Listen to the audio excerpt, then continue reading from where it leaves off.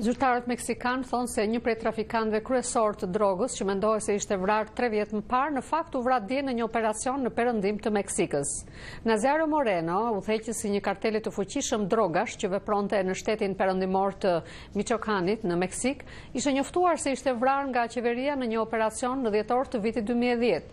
Trupi i tij nuk ishte gjendur asnjëherë, por qeveria e presidentit të atëhershëm, Felipe Calderón, e deklaroi atë zyrtarisht të vrarë.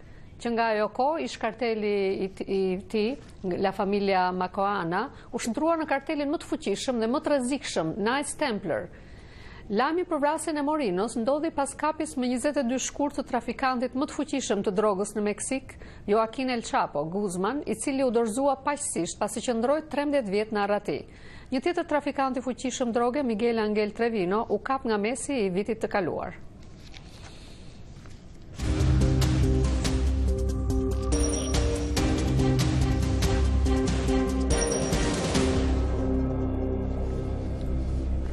Në Shqipëri, çështja e sigurisë dhe rendit publik ishin tema e një interpelance me kryeministrin Edi Rama, kërkuar nga ish-kryetaria e Parlamentit Josefina Topalli. Kryeministri Edi Rama tha shifrat e kriminalitetit në vend janë ulur, ndërsa premtoi një përmirësim të mëtejshëm të gjendjes së sigurisë. Por sipas zonjës Topalli, vendi është në gjendje pasigurie. Ajo akuzoi kryeministrin se po mashtron me shifrat. Interpelanca me kryeministrin u zhvillua pas një nisjeje të tensionuar të seancës, ku sërish deputetët e opozitës u larguan nga salla. Njofton nga Tirana korrespondenti ynë Armand Mero.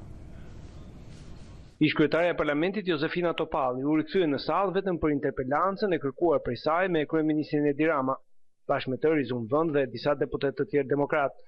Zonja Topalli foli për një gjendje dramatike të rendit dhe sigurisë në vend. Rendi dhe siguria në vend janë dëshpëruese. Situata është e frikshme për jetën dhe për pronën. Askush nuk ndihet më i sigurt. Qytetarët zgjohen në mëngjes dhe sapo hapin sytë, dëgjojnë ose për shpërthim tritolit, ose për vrasje, ose për humbje jete nga aksidentet. Por kjo është vetëm mësimi.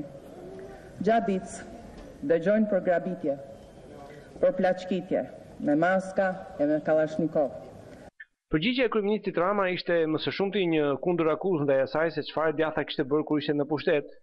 Ai deklaroi se kishin gjetur një polici të rënuar dhe drejtues të lidhur me krimin. Zoti Rama tha se opozita po bën një lojë politike dezinformimi me shifrat, ndërsa deklaroi se nga shtatori dhe deri në fund të shkurtit, krahasuar me të njëjtën periudhë të mëparshme, numri vrasjeve dhe viktimave ishte më i ulët. Ai foli për një rritje të fortë të drogës së sekuestruar dhe të arrestimeve të personave në kërkim ndërkombëtar.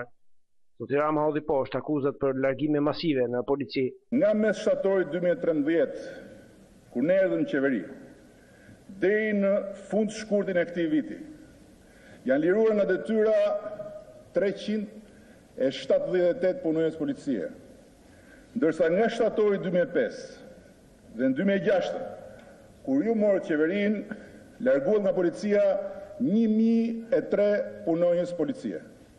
Ndërsa në gjithë harkun kohor qeverisë suaj e dini sa keni larguar nga policia?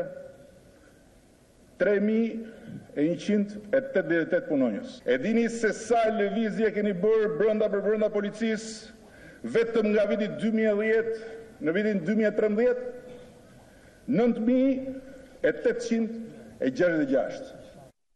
Kryeministri foli dhe për shpërthimet me tritol, të cilat janë kthyer në një fenomen shqetësues. Rasti më i fundit ishte gjatorëve të natës së mbrëmshme në Tiranë, në derën e banesës së një personi i cili sipas mediave kishte aktivitet në fushën e ndërtimit. Kryeministri bëri sërish një krahasim shifrash. Fenomen shumë problematik me cilin përballemi, nuk u shfaqet në ta 6 muaj. Si një smundje e re për rendin publik në Shqipëri, po ka ekzistuar si problem i rënd më parë. Dhe shikojeni shifrat e vitit 2013. Nga 57 raste të përdorimit të eksplozivit, 60 prej tyre në 2013 ka ndodhur nga janari në mes në shtatorit. Dhe 27 tjera, ose 31%, ka ndodhur deri në fund të dhjetorit. Zonja Topalli e konsideroi të turpshme përgjigjen e kryeministrit mbi situatën e rendit dhe sigurisë në vend. Zotë kryeministër, ju nuk keni lidhje me realitetin, me atë që po ndodh. Gjua juaj ishte gjuhë tritoli, po nëse jeni krenar për këtë gjendje që është sot Shqipëria, po pse mos qeverisin Shqipërinë Zani Çavushi, çfarë dallimit ka zoti kryeministër? Ju gënjyet, por kriminaliteti nuk ndryshohet duke falsifikuar shifrat.